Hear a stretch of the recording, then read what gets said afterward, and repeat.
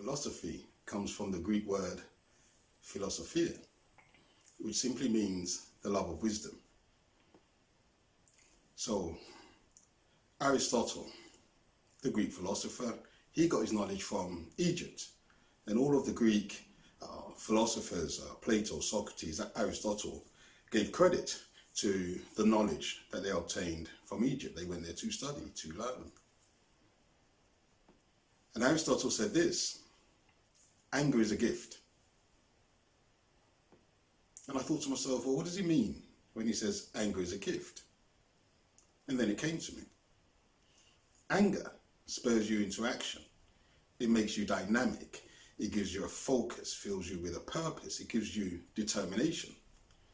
So let me give an example. Muhammad Ali, he had his bike stolen when he was 12 years old, and he was angry. And he approached a police officer, and the police officer directed him to a boxing gym in order for him to channel that anger. And from that anger, Muhammad Ali went on to become one of the greatest, if not the greatest, boxer of all time. You had anger from Samuel Sharp in Jamaica in 1831. The anger spurred him into action. Frederick Douglass, the anger in his condition made him seek his freedom and became a civil rights activist. You had the suffragettes in the late 19th century, early 20th century, women who were fighting for equal rights and the right to vote. And you had Rosa Parks, her anger at being told she must give up her seat made her refuse.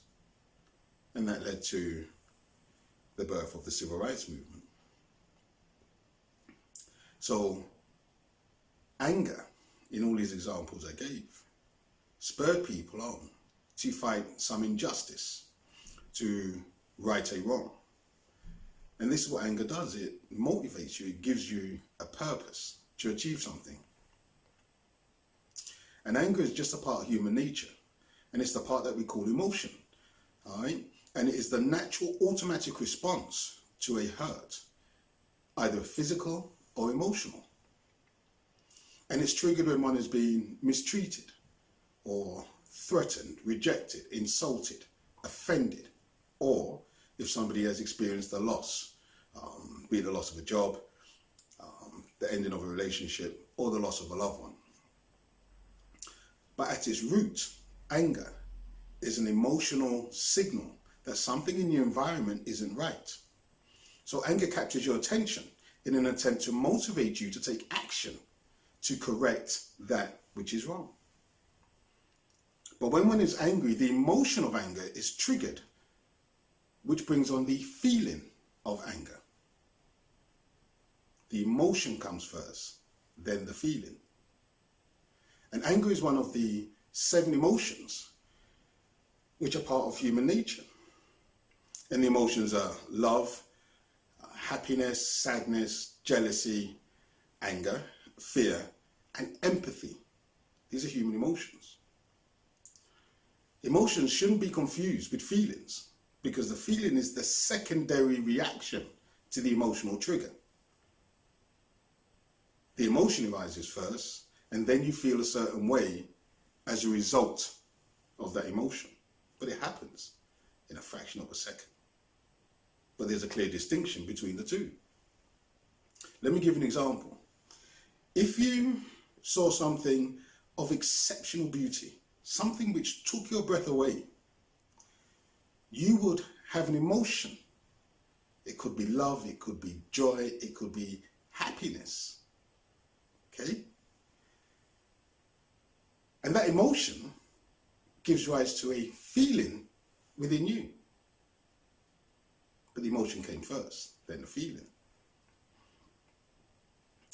Now you may have noticed that I haven't included hate as a natural human emotion.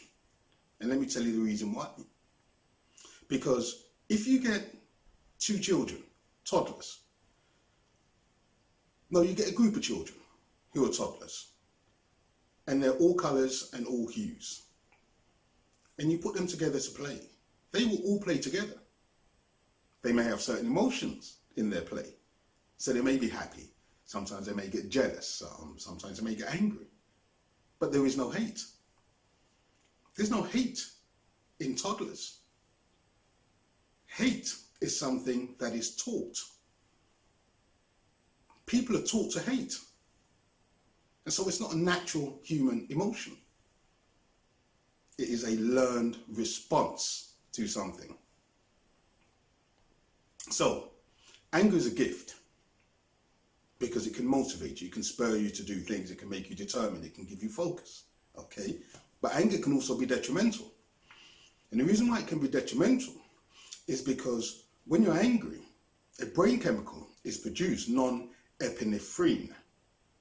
And what that does is it causes a surge of adrenaline in your body, which increases your heart rate and your blood pressure.